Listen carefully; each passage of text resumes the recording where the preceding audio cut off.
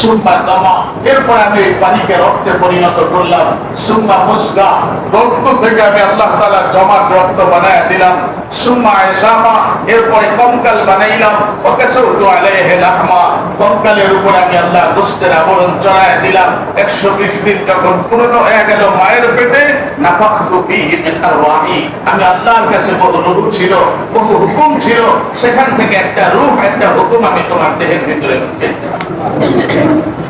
অস্তিত্ব পাইতেছিল যখন মায়ের পেটে, এক ফোঁটা পানি থেকে তুমি বড় হইতেছিল, তুমি বাড়তেছিলা। এভাবে যখন 8 মাস 9 মাস পূর্ণ হলো, মায়ের পেটেই ছিলা।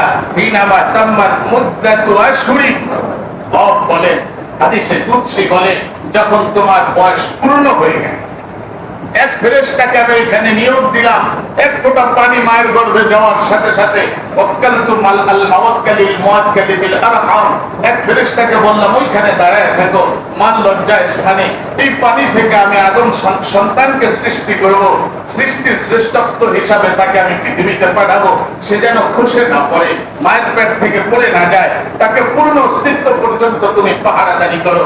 ফেরেশতা মায়ের পেটের কাছে পাহারাদারি করতেছিল।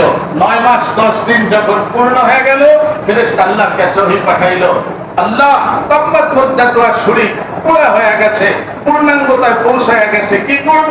আওহাইতু ইলাল মালাকিল মুআক্কালি বিল আরহাম, আল্লাহ বলেন আমি আবার ওহী পাঠাইলাম, ফেরেশতাকে জানাই দিলাম, ও ফেরেশতা পূর্ণ যখন হয়ে গেছে, ফাফলিশতাহু রিশাকার রাকিক, তোকে না অনেক নূরের পর দিছি, আমার আদম সন্তান সৃষ্টির সেরা মানব পৃথিবীতে আসবে, তো নূরের পর মায়ের লজ্জায় স্থানে বিছায়া দে।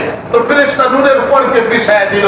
আপনার আমি কি দেখি, সন্তান যখন ভূমিষ্ঠ হয়, দুর্গন্ধ বিদ্যুতে পানি আর রক্তের উপর দিয়ে পৃথিবীতে আসে, অথচ রব বলে, আপনার সৃষ্টিকর্তা বলে, খালেক বলে, না, নিকৃষ্ট পানির উপর দিয়ে তো তুমি দেখো। আর আল্লাহ বলেন আমি ফেরেশতাকে বললাম নূরের পর বিছা, তো নূরের পর বিছায়া দিছে। আল্লাহ বলেন আখরাজতু তাআলা রিশাইহির রাকিক, আমি ওই ফেরেশতার নূরের পরের উপর দিয়ে তোমাকে সম্মান দিয়ে পৃথিবীতে বের করে দিই। সুবহানাল্লাহ, এটা তোমার সম্মান। আল্লাহ বলেন আমি যে বলি